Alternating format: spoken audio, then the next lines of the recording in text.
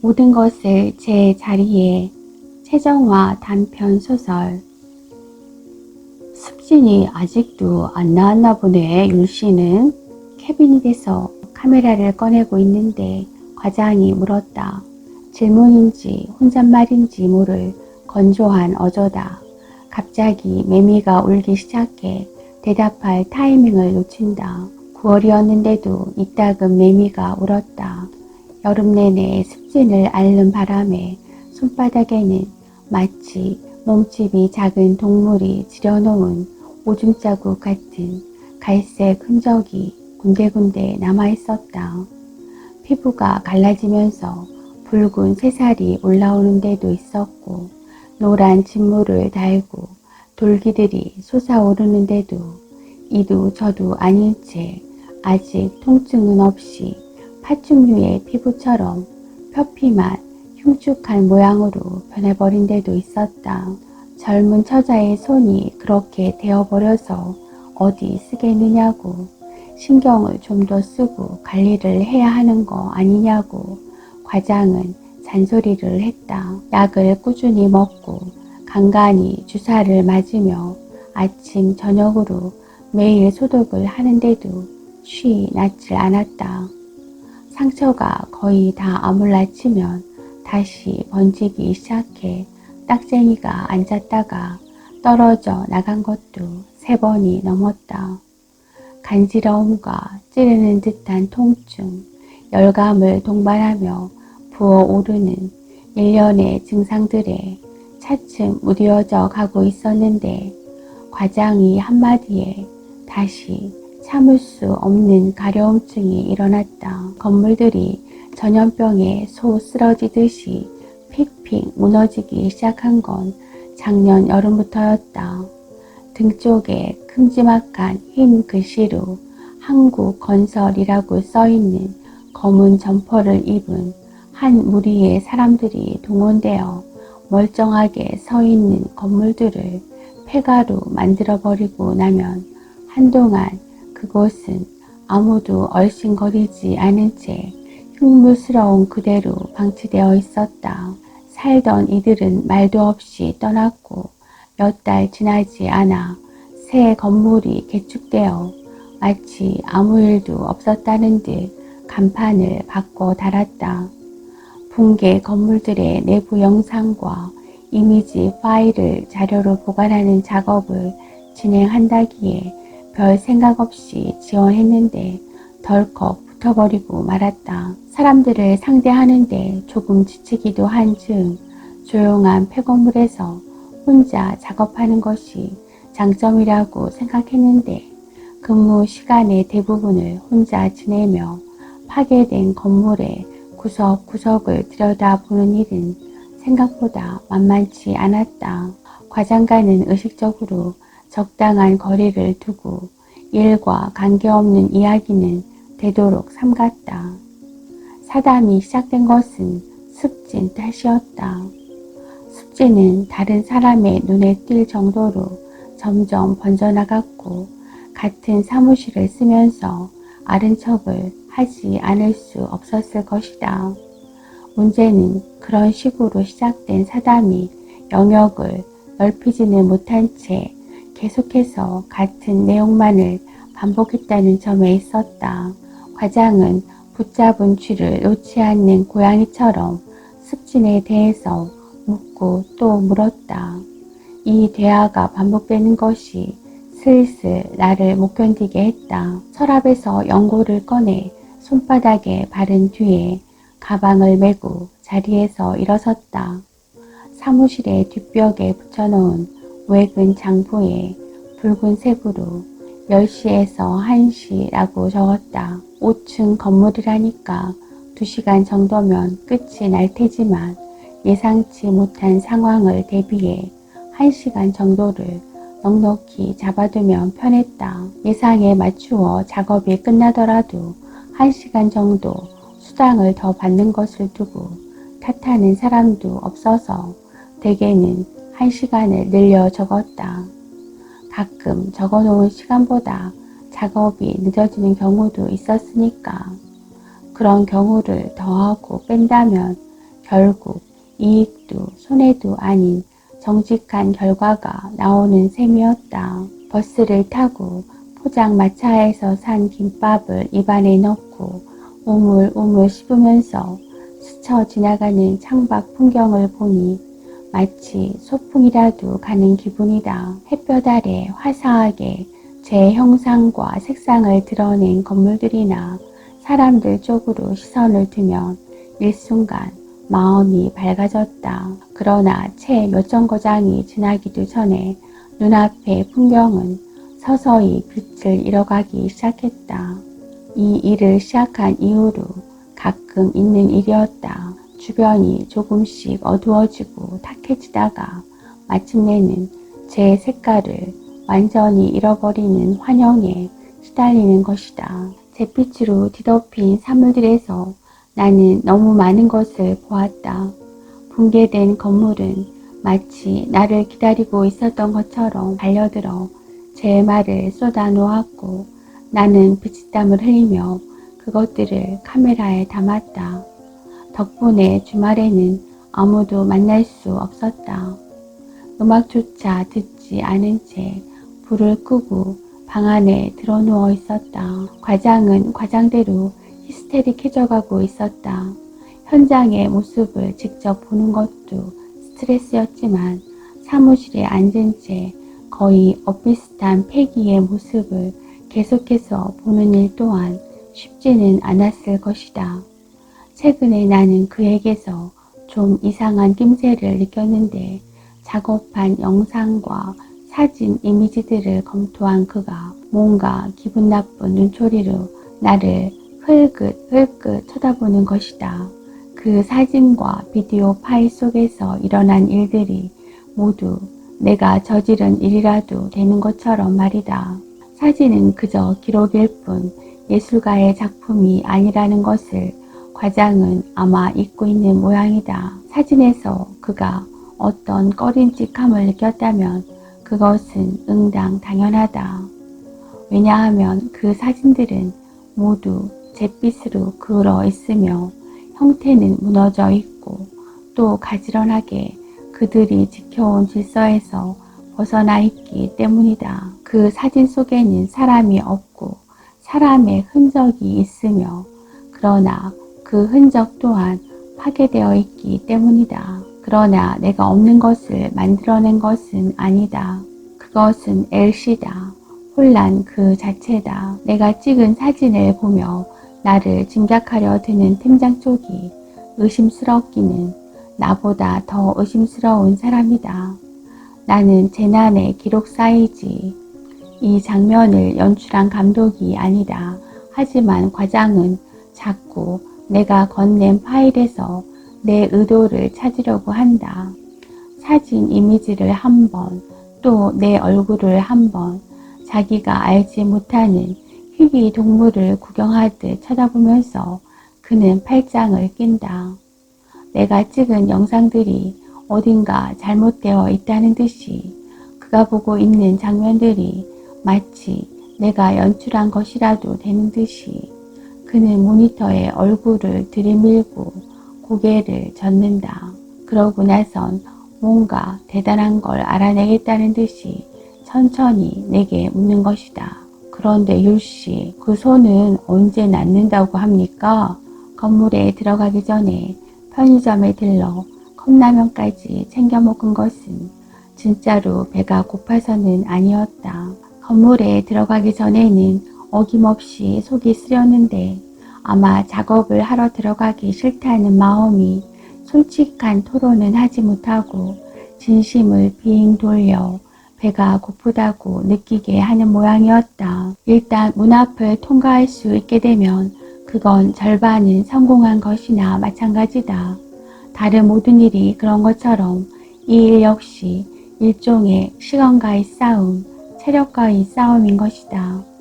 가장 먼저 렌즈를 들이대는 곳은 출입구다. 붕괴 현장의 경우 대개는 출구 쪽에 난간이 부서져 있고 혈흔이 남아있는 경우도 꽤 되었다. 출구를 보면 대충 건물의 전반적인 피해 강도를 예상할 수 있다. 이곳의 피해도는 중상이었다. 주변 사람들은 종일 그 잿빛 건물 안에서 일을 하는 것이 정신 건강에 좋지 않다고 말렸다. 하지만 그 일을 해본 적이 단 한 번도 없는 그 사람들이 이 일이 어떤지 알 도리가 있을까? 일상의 풍경들이 삽시간에 회색의 폐허로 무너지는 것과 정반대로 일을 할 때는 그렇지 않았고 온통 잿빛인 공간에 오히려 자꾸만 색깔이 덧입혀져서 잿빛의 건물 속에서도 나는 무지개를 만나곤 했다. 때때로 그을음 사이를 비집고 들어온 햇볕 조각이 폐허에 만든 조명들은 눈이 부실 정도로 찬란하고 아름다웠다. 머리에 수건을 동여맨 여자 둘이 인조가죽 소파에 앉아 한 사람은 TV를, 다른 한 사람은 그보다 더 지루한 일이 없다는 듯한 표정으로 잡지를 넘기고 있었다. 미용사는 초등학교 고학년으로 보이는 여자아이의 머리를 잘라주고 있었다. 손은 왜 그러우? 여전히 TV에서 시선을 떼지 않는 채로 여자가 묻는다. 습진이에요. 여름이면 늘 손이 말썽이어서요. 습진? 여자가 내 손 쪽으로 슬그머니 시선을 두었다가 별로 흥미가 없다는 듯 다시 TV로 고개를 돌렸다. 습진이라고 분명하게 말을 박아야겠다는 듯 나는 정확한 발음을 하려고 애썼다. 가는 곳마다 설명을 해야 하는 것이 귀찮아져서 괜히 관심도 없는 패션지를 집어들었다. 다 됐다. 미용실 여자가 아이의 어깨에 두른 목 받침을 떼어낸다. 이제 내 차례다. 어깨에 천을 두르고 그 위에 목 받침을 두른 뒤에 미용사가 가위를 든다. 어떻게 자르시게? 아주 짧게요. 머리를 감는 게 영 불편해서요. 분무기로 머리를 적신 뒤 여러 구역으로 머리를 나눈 뒤 한 움큼씩 잘라낸다. 툭툭 가벼운 것으로만 된 세계가 시작된다. 근데 손은 어쩌다 그랬대? 미용사는 아까 뒤에서 여자들과 내가 나눈 이야기를 듣지 못했나 보다. 그냥 습진이에요. 아까는 복도에서 율씨 바로 뒤에 있으면서 율씨를 못 알아봤지 뭡니까? 다른 사람인 줄 알았습니다. 과장은 나를 못 알아본 것이 영 서운한 눈치다. 게다가 손까지 그렇게 칭칭 감고 있으니까 뒤에서는 생판 딴 사람으로 보이지 뭡니까? 난 다친 학생 하나가 건물을 잘못 찾아 들어왔다고 생각했지. 그게 율씨일 거라곤 짐작도 못했습니다. 과장의 말을 듣는 둥 마는 둥 했던 이유는 눈앞에 펼쳐진 파일 때문이었다. 영상을 담는 과정에서 실수를 깨닫는 경우도 있지만 촬영을 할 때는 정작 몰랐는데 사무실에서 필름을 다시 감다가 드러나는 실수들이 있기 때문이다. 사무실에서 필름을 다시 감다가 드러나는 실수들이 있기 마련이다. 어떤 층을 빼먹었다든가 특정 장소에 비중이 너무 높다든가 하는 실수를 저지르곤 했다. 그런데 어젯밤 녹화분을 검토하던 중 실수라고 설명하기에도 불가능한 실수를 발견했다. 어제 현장은 6층 건물이었는데 위층으로 올라가지 않은 채 계속해서 2층을 반복해서 찍었던 것이다. 건물은 6층이고 나는 옥상에 올라가 보기까지 했는데 카메라 상으로는 6층에 올라가기는커녕 2층에 멈춰 있었다. 2층 암전, 그리고 다시 2층, 다시 암전, 그리고 다시 2층. 나는 과장이 뭘 하나 힐끗 쳐다봤다. 과장은 신제품 과일 젤리를 시식하고 있었다. 사무실에서 종종 볼 수 있는 과장의 평화, 그의 간식 시간이었다. 얼굴에는 잔잔한 미소를 띤 채 부지런히 숟가락을 눌리는 모습을 바라보자 이상하게 안도감이 들었다. 플레이 버튼을 다시 눌러보았지만 계속해서 똑같은 장면만 나왔다. 카메라에 이상이 있는 건 아니었다. 2층의 형상은 반복될 때마다 아주 조금씩 구도와 흐름이 달라졌다. 그러니까 그냥 같은 곳을 계속 찍고 있었다는 이야기였다. 벌써 세 번째 반복되는 2층의 그을린 천장을 바라보며 나는 식은땀을 닦아내었다. 그을린 천장과 그을린 벽, 넘어진 테이블과 화분, 가재 도구들, 그리고 깨진 바닥 타일, 화면은 똑같은 것들을 계속해서 다른 구도로 보여주고 있었다. 등 뒤에서 땀이 나며 따끔따끔 뭔가로 찌르는 듯한 통증이 느껴졌다. 손에 느껴졌던 통증이 등에서 느껴지는 것이다. 잘못된 감각이라는 것을 알았지만 등은 계속 따끔거렸다. 나는 소독액을 꺼내 손바닥 위에 눌러붙은 누런 진물을 닦아낸 뒤에 연고를 발랐다. 손바닥 한가운데가 가뭄에 마른 땅처럼 쩍 갈라져 있었다. 손의 흉터는 언뜻 무언가 흉측스러운 외양의 생명체가 입을 벌린 모습 같기도 했다.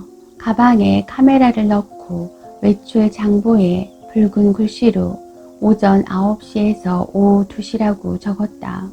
과장은 오늘은 벌써 나가느냐고 물었고 내가 그렇다고 하자 딱히 할 말이 없는지 습지는 좀 괜찮아졌는지 아직도 전혀 차도가 없는지 하고 물었다.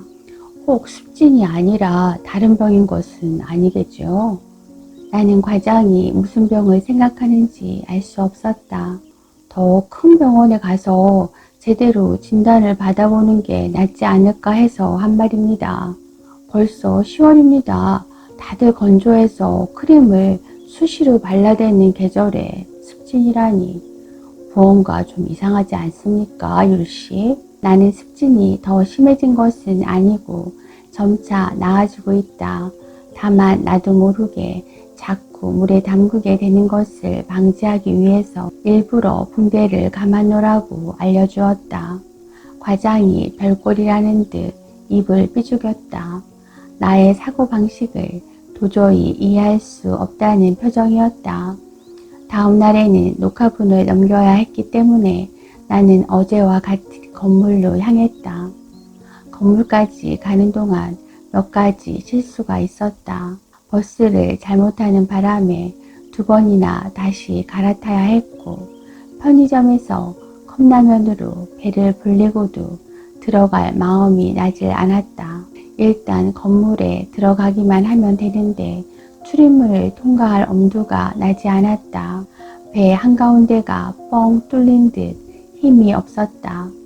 조금 쉬고 나서 다시 시도를 해보자고 생각했지만 건물 앞 화단 근처에서 1시간을 보내고 난 뒤에도 용기가 나질 않았다. 근처 상점들을 기웃거리다가 작은 옷가게 하나를 발견했다.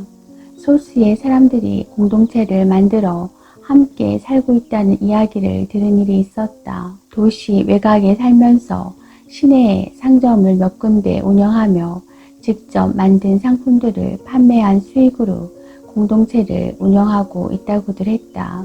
기본 디자인의 상품 몇 장을 바구니에 넣었다. 갑자기 닥친 가을에 긴팔 옷이 몇 벌 필요한 차였다. 계산을 할 때 직원이 멤버십 카드가 있냐고 물어서 없다고 했더니 만들면 적립금을 모아 결제 금액에서 제해준다고 했다. 그러마 하고 카드를 작성하다가 왠지 꺼림칙한 기분에 전화번호 끝자리를 풀어 달리 적었다. 그런데 손은 왜 그러셨어요? 직원이 안 됐다는 듯이 물었다.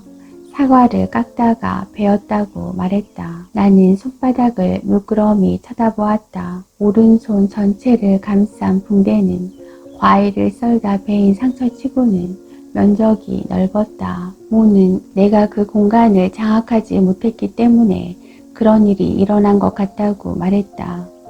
공간을 장악하는 것이 무엇인지 묻자 그는 설명을 꺼리고 머뭇거렸다.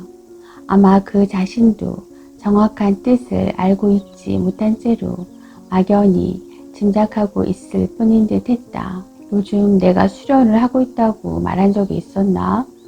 우리들은 눈을 감은 채로 자기 자신의 몸을 들여다보는데 그러고 나면 공간을 들여다보기 시작해. 공간을 파악하고 난 뒤에 다시 자신의 위치를 파악하지. 모는 잠시 말을 멈추었다. 내가 설명을 알아들었는지 확인하는 모양이었다. 너에게는 그런 종류의 감각이 결여되어 있는 것이 아닌가 해서. 내가 생각하는 너는 그러니까 내 말 오해하지 말고 들어. 나는 수련 같은 걸 해본 일이 없었고 공간을 파악한다는 게 뭔지 몰랐다. 또 눈을 감고 자신을 본다는 것도 무엇인지 몰랐다. 그 점을 궁금해하자 그는 다만 우리가 눈, 그러니까 이 동공이라는 렌즈를 통해서만 세상을 보는 것은 아니니까 라며 말끝을 흐렸다. 그러다가 번뜩 생각났다는 듯이 목소리를 높였다. 수련을 하는 친구 중에는 눈을 감은 채로 주변 어디쯤에 무언가가 있다는 것을 맞히는 이가 있어. 그가 뒤통수에 제3의 눈을 가진 게 아니라면 그는 공간을 장악한 거지. 아마 그런 걸 거야. 공간의 장악은 내가 경험으로 습득한 단어가 아니지만 그런 방식으로 내가 처한 상황을 설명한다는 것이 새롭고 흥미로웠다. 모의 이론에 따르면 그것은 수련, 즉 어떤 기술적인 훈련을 통해서 내가 겪고 있는 문제 상황에서 벗어날 수 있다는 뜻으로 이는 분명 낙관적인 설명이었다. 어쨌거나 위층의 기록이 누락된 것을 채우기 위해서 내가 다시 건물로 돌아가야 한다는 것은 기정사실이었다. 다음 날 아침까지는 과장에게 파일을 넘겨야 했다. 모와 헤어지고 난 뒤 나는 다시 건물로 향했다. 한낮에도 용기가 필요했는데 한밤중에 그곳에 혼자 들어가야 한다고 생각하니 엄두가 나지 않았다. 하지만 해야 할 일은 해야 할 일이었고 나는 말 안 듣는 말을 호숫가에 끌고 가듯 결국은 건물 앞에 도착했다. 그리고 어떻게든 출입구를 통과했고 볼펜으로 손바닥에 숫자를 적어가면서 한 층 한 층을 딛고 올라섰다. 다음날 아침 출근했을 때 과장은 내 자리 앞에 서 있었다. 거기 서서 빈 책상을 물끄러미 바라보고 있었다. 내가 들어간 것도 눈치채지 못한 채 한동안 무슨 생각인가를 하는 것 같던 그는 일부러 큰 소리로 인사를 하자 그때서야 고개를 돌렸다. 율씨 왔군요. 죄송해요. 지각을 했네요. 아침 늦게 일어났어요. 죄송합니다. 아닙니다. 그럴 수 있죠. 1년 넘게 근무하면서 처음 있는 일인데요. 다행이에요. 나는 율씨가 오지 않는 게 아닌가 생각하고 있었습니다. 그런 식으로 떠나버리는 사람들도 있으니까요. 어느 날 아무 말도 하지 않고 그냥 오지 않는 겁니다. 다행입니다. 과장은 그런 곳에서 일하는 게 쉬운 일은 아닌데 잘 버티고 있다고 뜬금없는 칭찬을 했다. 내가 얼굴을 붉히자 과장의 두 눈이 반짝 빛났다. 그는 내가 평정심을 잃었다고 생각했는지 매가 사냥감을 발견한 듯이 강한 흥미를 보이며 천천히 내 쪽으로 걸어왔다. 그런데 율씨, 그 손 말이에요. 진짜로 병원에 가보기는 한 거지요. 열린 창문을 통해 바람 한 줄기가 들어와 인사처럼 머리카락을 들었다가 내려놓는다. 과장도 평소보다 기분이 좋아 보였다. 편의점 봉투에 든 간식을 책상 위에 올려놓는 과장의 뒷모습을 보면서 문득 내가 건물에 들어갈 때마다 느끼는 두려움을 그는 사무실에 들어올 때마다 느끼는 게 아닌가 생각했다. 과일 젤리의 뚜껑을 벗겨내며 과장이 입을 열었다. 면접을 볼 때 나는 율씨가 아주 시원시원한 성격인 줄 알았지요. 과장은 먼 과거의 일을 회상하듯 고개를 들더니 곧 젤리를 떠서 입안에 넣고 우물거렸다. 그리고 어제 넘긴 파일 말인데 과장이 말을 마칠 때까지 기다리기가 어려웠다. 아, 녹화본 영상이 지워졌어요. 그래서 밤에 다시 촬영을 하는 수밖에 없었습니다. 근무 시간을 이미 사용했으니까 다시 시간을 달라고 요청하기가 못해서요. 근무가 끝나고 밤에 다시 가는 수밖에 없었습니다. 미리 얘기를 했으면 일정을 조정해 주었을 겁니다. 율씨 말대로 시간과 조명이 다르기도 하긴 한데 그게 아니라 뭔가 이상해서 말입니다. 과장이 내 손을 바라봤다. 근데 그 손 아직 그대로입니까? 아직도 낫지 않았어요? 괜찮아요. 신경 쓰게 해드리고 싶지 않은데 라고 말꼬리를 흐렸다. 과장이 계속 설명했다. 혹시 그날 그곳에서 무슨 일이 있었습니까, 율씨? 네? 과장의 말이 무슨 뜻인지 몰랐다. 그 건물에서 무슨 안 좋은 일이라도 있었느냐 말입니다. 나는 뭐라고 대답해야 할지 몰랐다. 너무 깨끗해서요. 거기 갔을 때 진짜 그랬어요? 정말 3층만 그렇게 아무 일 없었다는 듯 말끔히 치워져 있었습니까? 과장은 입술을 뾰루통하게 내밀더니 고개를 좌우로 한 번씩 갸우뚱했다. 나는 갑자기 퍼뜩 정신이 들었다. 네, 과장님, 3층 말이죠. 3층이 좀 이상하지요. 저도 그랬습니다. 저 역시도 이상하다고 생각을 했어요.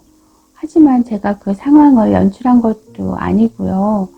저에게 그걸 설명하라는 건 저는 그저 기록하는 담당이니까요. 저 역시도 이상하다는 생각을 했지만 제 업무가 촬영이었으니까 촬영을 하는 수밖에 없었습니다. 그냥 하라는 대로요. 그곳을 기록했을 뿐입니다.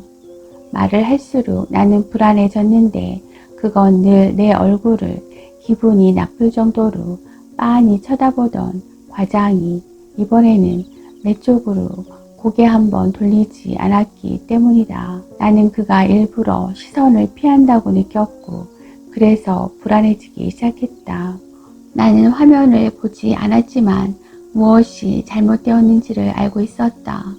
화면 속에 나타난 건물 안의 모습은 너무 단정하고 깔끔했다. 그곳은 붕괴된 장소이고 파괴된 장소였지만 흐트러진 물건 하나 없이 모든 것이 제 자리에 놓여 있었던 것이다. 벽지는 불에 그슬려 있었는데 테이블과 의자는 가지런했다. 잿더미 위에 깨진 타일들은 일렬로 흐트러짐이 없이 줄 세워져 있었고 부러진 테이블 다리는 소파 위에 나란히 올려놓았다. 누가 보더라도 누군가 그곳을 촬영 직전에 정리했다는 걸 한눈에 알 수 있었을 것이다. 그날 밤에 내가 한 일에 대해서 말하겠다. 나는 그 일에 대해서 아무런 부끄러움을 가지고 있지 않다. 누구나 자신이 맡은 일 외에 다른 일들을 더 하게 될 때가 있고 그게 사리에 맞지 않은 경우를 제한다면 이것은 그냥 일반적인 상황, 사람들이 매번 맞닥뜨리고 그 일들을 해결해 나가는 일반적인 이야기에 불과하다고 생각한다. 나는 3층을 정리했다. 물론 처음부터 그런 생각을 한 것은 아니었다. 처음에 나는 쓰러져 있는 소파의 쿠션 사이에 끼어들어가 있는 옷자락을 발견했고 그걸 끄집어내자 치마가 나왔다.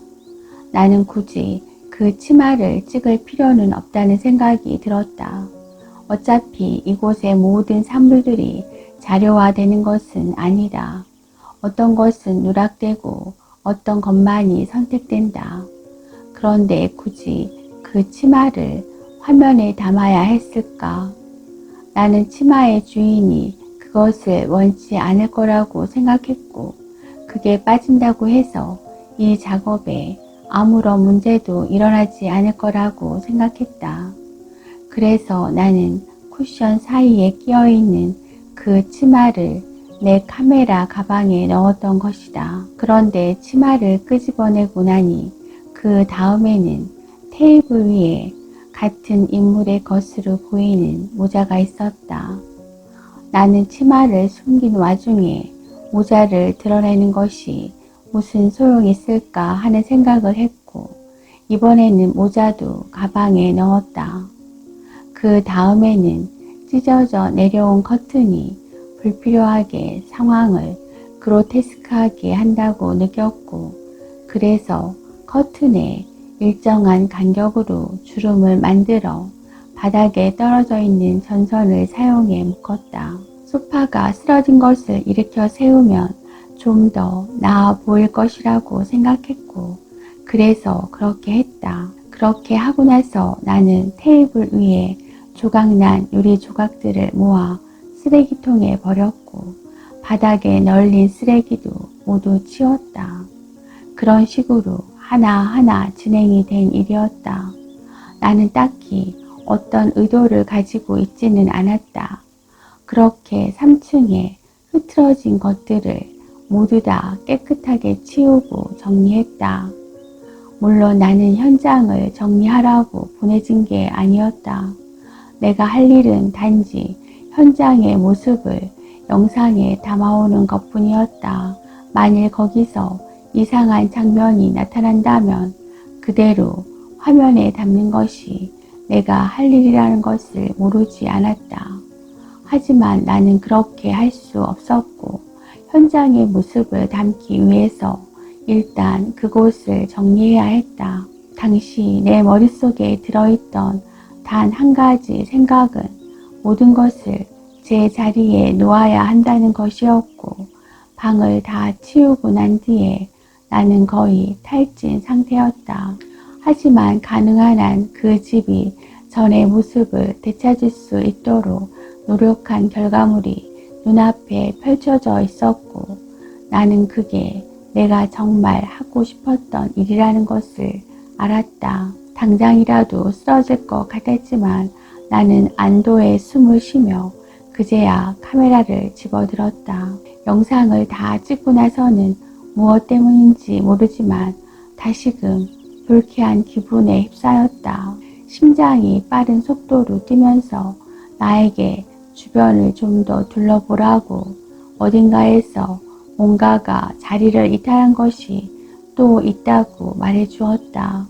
나는 무릎을 짚고 자리에서 일어나 방의 출입구에서부터 시계 방향으로 천천히 돌아다니면서 어딘가에 잘못 놓인 그것을 찾기 시작했다. 내 심장을 충동질하고 있는 그것을 말이다. 하지만 3층은 이제 완벽했다. 가능한 모든 것이 제자리에 놓여 있었다. 그것들 중 무엇도 이제 더 이상 내 손이 닿음으로써 나아질 기미는 없었다. 나는 이제 간절히 건물에서 나가고 싶었다. 체력은 완전히 바닥나 있었고 탈진하기 직전이었다. 카메라를 넣으려고 가방을 열었을 때 나는 그 안에 든 치마를 보았다. 카메라를 집어넣으려면 그 옷가지를 어딘가에 버려야 했다. 나는 일단 치마와 모자를 꺼냈다. 그리고 그걸 쓰레기통에 넣었다. 가방 안에 담기 위해 카메라를 집어들었을 때 다시 심장이 고동치기 시작했다. 무언가가 잘못되었다고 제자리에 있지 않다고 소리치고 있었다. 나는 고개를 떨구어 카메라를 들고 있는 손, 붕대로 감긴 내 오른손을 보았다. 나는 카메라를 내려놓고 붕대를 풀기 시작했다. 내 오른손, 그것은 분명히 내 몸에 딸려 있었으나 더 이상 나 자신에게 속한 육체가 아니었다. 사진기를 든 손에 갈색 얼룩이 작은 동물들의 배설물의 흔적을 닮은 그 얼룩들이 보이지 않았다. 그것은 습진을 앓는 손이 아니었다. 그 손은 군데군데 흉터와 상처가 많고 검게 그을린 내 손이 아니었다. 그 손은 새하얗고 상처 하나 없이 매끄러우며 손톱을 바싹 깎아 끝이 뭉툭한 손이었다. 내 손보다 3cm 정도는 더 길었고 마디가 굵은 손가락 역시 내 손과는 거리가 멀었다. 그것은 내 손이 놓여 있어야 할 자리에 잘못 놓인 다른 사람의 손이었다.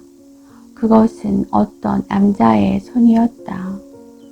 나는 그 남자가 누구인지 몰랐지만 그 남자의 손은 내 손목에 붙은 채로 분명하게 살아 움직이고 있었다.